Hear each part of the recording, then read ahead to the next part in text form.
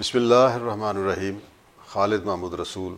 گوشوارہ vlog کے ساتھ ایک دفعہ پھر حاضر. آپ کے لیے بہت بہت نیک تمنائیں اور خیریت کی دعائیں. آج کے اس ویلاگ میں جو اس وقت کی ہماری موجودہ سیاسی صورتحال ہے اس کے ایک پہلو کی طرف اشارہ کرنا ہے اور گفتگو کرنا مقصود ہے. لیکن اس سے پہلے ایک لائٹر نوٹ میں ایک بات یا لطیفہ یا واقعہ کچھ بھی کہیے. میرا تعلق جنوبی پنجاب کے ضلع رحیم یار خان سے ہے اور جنوبی پنجاب کے اکثر اضلاع اس میں ایک پسماندگی بہت زیادہ تھی. اب تو خیر کافی بہتری آ چکی ہے. تو ان علاقوں میں عموماً صحت کی سہولتیں بہت کم ہوتی تھیں اور عموماً جب کوئی بہت زیادہ بیمار ہو جاتا تھا، لاغر ہو جاتا تھا، کوئی پیچیدہ بیماری لاحق ہو جاتی تھی تو وہ پھر ایک ڈاکٹرز عموماً یہ کہا کرتے تھے یا ہاسپٹل والے کہا کرتے تھے جی اس نے نہیں بچنا ہے، اس کو لاہور لے جائیں، یا وہ پنجابی اور سرائکی زبان میں کہ انہوں لاہور لے جاؤ. تو وہ آہستہ آہستہ وہ ایک محاورے کی شکل اختیار کر گیا کہ ایک لاسٹ ریزورٹ یا جو آخری امید کی کرن ہے وہ یہی ہے کہ اس کو جیسے تیسے بھی آپ بھلے آپ لیا ہے، ڈیرہ غازی خان ہے یا راجن پور ہے یا جہاں بھی دور دراز رحیم یار خان ہے یا باول نگر ہے، بھائی اس کو جیسے تیسے بھی ہے آپ لاہور لے جائیں، شاید وہاں کی جو سہولیات کی صحت بہتر ہے اس کی وجہ سے یہ بچ جائے. تو وہ یہ محاورہ عموماً ایک لاسٹ ریزورٹ کے طور پہ یا امید کی ایک آخری کرن کے طور پہ کہ بھائی اس کو لاہور لے جائیں. تو یہ ایک آخری کوشش جو ہے نا وہ ایک غریب آدمی یا ایک عام آدمی جو ہے نا وہ کر سکتا تھا. واقعہ ہمیں یہ اس لیے یاد آیا کہ عموماً ہمارے ہاں جس طرح کی جمہوریت چلتی رہی ہے 80s میں اور 90s میں اور اس کے بعد، تو ایک ہم بار بار سنتے آئے ہیں کہ جناب جمہوریت ہماری جیسی بھی لولی لنگڑی ہے اور ہمارے نظام میں، جمہوری نظام میں جتنی بھی خامیاں ہیں، برائیاں ہیں، مسائل ہیں، ان کا ایک ہی حل ہے کہ جناب ہر 5 سال کے بعد آپ الیکشن کراتے چلے جائیں. یہ موروثی سیاست کے اوپر جب تنقید ہوتی تو بھی یہ کہتے کہ جناب آپ الیکشن کراتے چلے جائیں، آپ دیکھیں گے نئی طاقتیں جو ہے، نئی لیڈرشپ جو ہے اسی میں سے ایمرج کرے گی and so on so forth. جب کبھی کرپشن پہ بات ہوتی جی آپ الیکشن کرائیں، جو لوگ جن کو عوام ریجیکٹ کر دیں گے وہ خود ہی جھٹ جائیں گے، پھر نئے سے نئے لوگ آ جائیں گے. اسی طرح یہ ہے کہ جب آپ معاشی طور پہ دیکھتے ہیں ہم کہ لوگوں کے مسائل بے تحاشا ہیں، ریلیف نہیں مل رہا، سوال سو فورتھ، اس پہ بھی کہا جاتا ہے کہ جناب یہ اگر نمائندہ حکومتیں ہوں اور ان کو چلنے دیا جائے. تو کہنے کا یہ میرا مطلب ہے کہ جس قسم کی بھی ہمارے ہاں وہ تنقید ہوتی رہی سیاسی اعتبار سے، جتنی بھی گفتگو تھی اس میں زیادہ تر سننے کو یہی ملتا ہے کہ جناب ہر چیز کا شافی حل الیکشن ہی ہے. جس طرح ہم کہتے تھے نا کہ جی انہوں لاہور لے جاؤ، تو اس میں جہاں ہمیں وہ لاہور نظر آتا تھا کہ شاید اس کی جو ہے نا وہ زندگی کے چراغ جو ہے وہ بچ جائے گا، تو اسی طرح سیاسی نظام میں وہ ایک آخری حل جو ہے کہ بس الیکشن ہو جانا چاہیے جی. اب یہ ہے کہ ایک ویلاگ اگر آپ کو یاد ہو چند مہینے پہلے ہم نے کیا تھا، اس میں میں نے گزارش کی تھی کہ ہمارے ہاں انفارچونیٹلی پچھلے 4-5 جو الیکشنز ہوئے ہیں ہر الیکشن میں کچھ نہ کچھ ایسی ان ایکسپیکٹڈ انہونی چیز ہو جاتی رہی ہے. کوئی انٹرونشن ایسی غیر مرئی طور پہ ہوتی رہی ہے کہ اس میں اگر دیکھا جائے تو جو ایک ماسز کی سپورٹ کا اظہار اس انداز میں نہیں ہوتا رہا.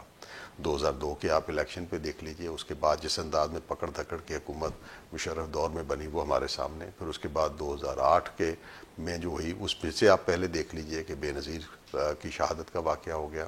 نواز شریف صاحب کی ملک میں واپسی ہوئی. تو الیکشن سے پہلے ایک مکمل طور پہ ایک غیر یقینی تھی کون سی پارٹی اس میں حصہ لے پائے گی، کس طرح لے گی and so on so forth. بہرحال وہ الیکشن ہو گئے.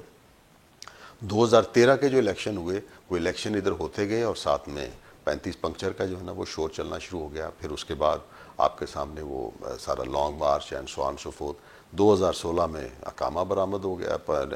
پاناما لیکس برآمد ہو گئی. شروع جو ہے وہ پاکستان کی وہ کرپشن اور پاناما لیگ اور اس میں 499 نام جو ہے وہ اور لوگوں کے بھی تھے، لیکن ساری توجہ جو ہے وہ ایک نام اور ایک خاندان کے حصے میں آئی. اب وہ اس کے لیے جو بھی سارے کے سارے ریاستی ادارے جو ہیں نا وہ لگے اور سپریم کورٹ میں نگران جج مقرر ہوئے اور روزانہ کی بنیادوں پہ، اور ہمیں بتایا گیا کہ بس جناب اب یہ ہوا سے ہوا، لیکن سزا آخر میں اقامہ پہ ہوئی، کرپشن پہ نہیں ہوئی. اور اس کا بھی آپ دیکھ لیجئے کہ وہ سارے کا سارا جو ہے وہ 6-7 سال کے بعد پھر سارے کا سارا ریورس جو ہے نا وہ پروسیس کر دیا گیا. تو 2018 کا جو الیکشن ہوا اس الیکشن میں یہ ہوا کہ عین اس وقت شام کو جس سسٹم کا ڈھنڈورا پیٹا جا رہا تھا پبلک کو کہ اس سے بہتر اب شفاف سسٹم کوئی نہیں ہے، پچھلے الیکشنز میں جو ہوا سو ہوا، یہ الیکشن جو ہے نا وہ آپ کے سب دھونے جو ہے نا وہ دھو ڈالے گا. اور واقعی اس نے بہت کچھ دھو ڈالا. RTS شام کو بیٹھ گیا اور اگلے دن جو رزلٹ آئے اس کے اوپر سیاسی پارٹیوں میں ایک تذبذب بھی تھا اور ایک غیر مرئی طور پہ ایک پراسرار طریقے سے تمام سیاسی پارٹیاں سوائے پی ٹی آئی کے یا ایک آدھ اور کے ان نتائج کو ماننے سے انکاری بھی تھیں، لیکن خوفزدہ بھی اتنی تھیں، اور انہیں نتیجے کا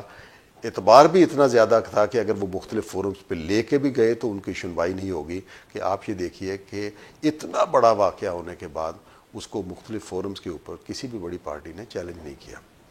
اب اس کے بعد یہ ہے کہ پی ٹی آئی کی حکومت کو جب ایک ووٹ آف نو کانفیڈنس سے علیحدہ کیا گیا،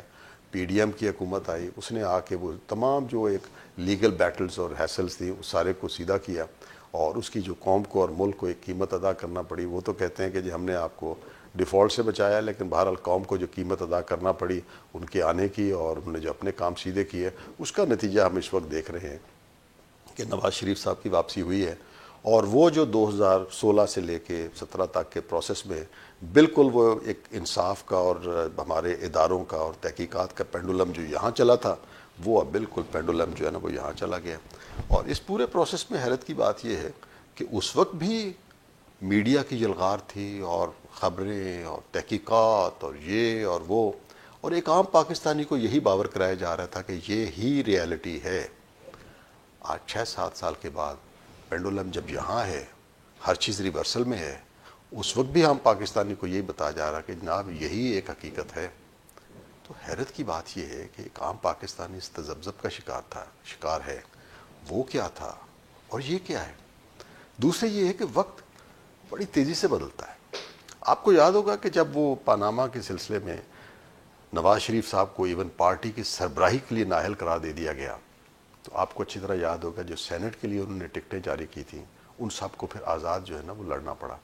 اور اس وقت بھی عدالتیں اور جو ایک نظام تھا، نظام انصاف، وہاں تک پہنچ گیا کہ جناب nothing doing Nawaz Sharif has nothing to do with this whole system. وقت کا پہیہ آپ دیکھیں کتنا الٹا چلا ہے کہ آج 2023 میں ایگزیکٹلی وہی ہو رہا ہے۔ نام بدل گیا ہے، پارٹی بدل گئی۔ آج پی ٹی آئی ہے، پی ٹی آئی کے چیئرمین عمران خان ہیں، اور الیکشن کمیشن کہہ رہا ہے کہ جناب انٹر پارٹی الیکشن دوبارہ کروائیں، نہیں مانتے ہم۔ اب اس الیکشن کے لیے جو ہونے جا رہا ہے وہ سارا آپ کو پتہ ہے۔ بالکل وہی کچھ ہو رہا ہے، نام، کردار، چہرے، تاریخ اور مقام بدل گیا ہے۔ یہی ہماری بڑی بدقسمتی ہے کہ آج پھر اس الیکشن میں 2024 میں 8 فروری کو اگر ہوتے ہیں، اور سپریم کورٹ کا کہنا ہے اور انشاءاللہ ہوں گے بھی، لیکن یہ ایک اس الیکشن سے پہلے جس انداز میں یہ سارا سیاسی بساط بچھی ہوئی ہے، جس میں مہرے آگے پیچھے ہو رہے ہیں، جس میں کوئی پسندیدہ ہے، کوئی لاڈلا ہے، کوئی نہیں لاڈلا ہے، کوئی راندہ درگاہ ہے، اور کئی ہے جنہیں جلسے اور جلوس نکالنے کی آزادی ہے، جلسے کھلم کھلا کرنے کی آزادی ہے، میڈیا کے اوپر کھلا سپینڈ کرنے کی آزادی ہے۔ دوسری طرف پی ٹی آئی پارٹی جو ہے نا وہ کہتی کہ ہمیں کارنر میٹنگ بھی کرنے کی اجازت نہیں، اور ایک جگہ جب کارنر میٹنگ کرنے کی کوشش کی تو پنجاب کی حد تک جو پکڑن پکڑائی ہوئی وہ بھی ساروں کے سامنے ہے۔ وہ حکومت اپنے طور پہ کہتی رہے، لیکن یہ کہ بہرحال سامنے لوگوں نے دیکھا۔ ہاں، پی ٹی آئی نے کے پی میں چند ایک جگہ پہ اچھا شو پٹ اپ کیا۔ تو یہ ساری گفتگو کرنے کا میرا مقصد یہ تھا کہ اس سیاسی عمل میں جس میں بار بار ہمیں یہ باور کرایا گیا کہ جناب ہمارے تمام سیاسی اور معاشرتی اور انتظامی گورننس کے مسائل کا حل ایک ہی ہے کہ الیکشن ہو۔ انفارچونیٹلی آج پھر ہم اس مقام پہ ہیں کہ الیکشن سے پہلے جو پری الیکشن کا پورا ایک انوائرمنٹ ہے اور جو پروسیس ہے وہ یہ انڈیکیٹ کر رہا ہے کہ یہ الیکشن اس انداز میں ایک آزادانہ اور شفاف انداز میں نہیں ہو رہے کہ جس میں غالباً عوام جو ہے وہ بھرپور طریقے سے شرکت کر سکیں۔ اور پھر ایک اور بات ہوتی ہے، ہم تو کیونکہ اس چیز کو بار بار بھگت چکے ہیں کہ وہ الیکشن جس کے بارے میں خلق خدا کا پہلے سے یہ یقین ہو کہ جی اس کا نتیجہ یہ نکلے گا اور نکلتا آیا ہے اسی طرح کا رزلٹ، آج پھر ہم ایگزیکٹلی اسی سچویشن میں ہیں کہ جہاں خلق خدا کے نام پہ ہے کہ یہ رزلٹ ایسا ہوگا اور یہ لوگ چن آگے ہوں گے۔ اس سے اندیشہ وہی ہے کہ یہ الیکشن کی مشق تو ہو جائے گی، اس میں جو لوگ جیت کے آئیں گے وہ 2002 کی طرح ایک لیجیٹیمیسی تو لے لیں گے، پارلیمنٹ بھی بن جائے گی، چیزیں بھی آگے چلی جائیں گی، لیکن ایک سب سے بڑی پارٹی کو جس طرح اس کی اکھاڑ پچھاڑ ہوئی اور جس طرح وہ اس وقت سیاسی طور پہ میدان سے باہر ہے، اور اس کے بعد جتنے الیکٹیبلس پراسرار طریقے سے ان کے خاص طور پہ بلوچستان میں جتھوں کے جتھے نون لیگ میں جا رہے ہیں، اس کے بعد پیپلز پارٹی میں جا رہے ہیں. وہی باپ جس نے وہ پارٹی اسٹیبلش کی گئی اور پی ٹی آئی کی پارٹی کی حکومت جو ہے اس کو گرانے میں اس کا ایک بڑا اہم رول تھا، سڈنلی اس کے جو بانی مبانی اور اس کے جو چیف منسٹر بھی تھے وہ سڈنلی آپ ایک پیپل پارٹی پہ بھی شامل ہوتے ہیں. تو یہ پراسرار طریقے سے جس طرح ہو رہا ہے، اور سندھ میں بھی جس طرح جوڑ توڑ کر کے نیا محاذ پیپل پارٹی کے مقابل جو ہے نا وہ لا کے کھڑا کیا جا رہا ہے، تو یہ ساری چیزیں یہ ظاہر کر رہی ہیں کہ یہ الیکشن بھی وہ والا شاید نہ ہو کہ جس میں عوام میٹر کرتے ہیں. اس میں انجینئرنگ میٹر کر رہی ہے، اس میں اتحاد میٹر کر رہے ہیں، اس میں الیکٹیبلز کیٹر کر رہے ہیں، اور اس میں ایک دوسرے کی وفاداریاں اور غیر مرئی قوتوں کے سہارے میٹر کر رہے ہیں. عوام میٹر نہیں کر رہے ہیں. اور اس کے ساتھ ساتھ یہ ہے کہ ہم یہ دیکھ رہے ہیں کہ جو پولیٹیکل پولرائزیشن ہے وہ اب اس مقام تک بڑھ چکی ہوئی ہے کہ جو بھی آپ ٹی وی ٹاک شو دیکھیں یا عام ہم سوشل گفتگو میں بھی دیکھیں تو انفارچونیٹلی ایک دشمنی کے ہم اس مقام پہ چلے گئے ہیں، اور اتنی زیادہ وہ وسیع خلیج ہے کہ خوف آتا ہے. اس کو کم کرنے کی ضرورت ہے. ملکوں میں، قوموں میں یہ تلخ مقام آ جاتے ہیں. دشمن ممالک میں بھی یہ ہوتا ہے کہ جنگوں کے بعد بھی صلح ہو جاتی ہے، بیک ڈور چینلز اوپن ہوتے ہیں. اگر سیاسی اعتبار سے پولرائزیشن اس مقام پہ ہے تو کیا ہی اچھا ہو کہ بیک ڈور کم از کم چند قوتیں، چند لوگ اس میں مل جل کے اس سیاسی پولرائزیشن کو کم کریں، درجہ حرارت کو کم کریں، اور اس پورے سیاسی عمل میں کم از کم اس کی ساکھ کو امپروو کرنے کے لیے کوئی ایک ورکنگ ارینجمنٹ جو ہے نا وہ ایسا ضرور کر لیا جائے کہ کسی ایک پارٹی کو دیوار کے ساتھ مکمل طور پہ نہ لگایا جائے، تاکہ ہم جو پچھلے بار بار اپنے الیکشنز میں دیکھتے آئے ہیں کہ اس میں